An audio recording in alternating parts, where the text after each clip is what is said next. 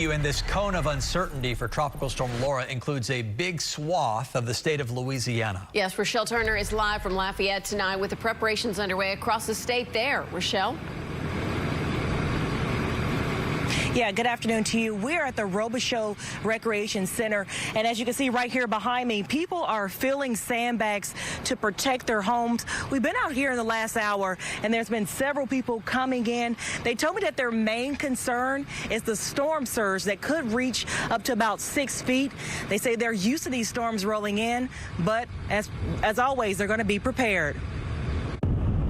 From choppy waves at Lake Pontchartrain in New Orleans to clear skies in Lafayette, east of Louisiana, all eyes continue to be on the tropics. Only going to dodge the bullet so many times, and the current forecast for Laura has it focused intently on Louisiana.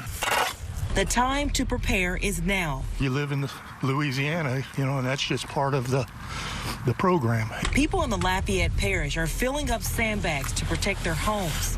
Better to over-prepare and not need it than to need it and not have it type of thing. Tropical Storm Marco is falling apart, but it's still not clear exactly where Laura will make landfall. I hope it does the same thing, but it don't look like it's I think it's gonna hit at a Cat 2. It's a first-time experience for Tristan Owen, who's helping his pawpaw get ready.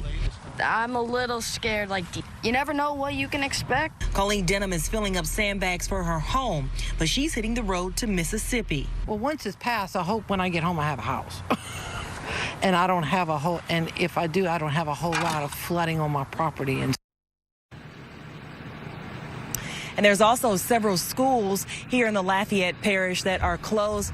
My photographer, Rolando Hinojosa, and I are headed to Lake Charles after this live feed, where we will continue to track these storms. We'll have another live report in the morning at 6 o'clock.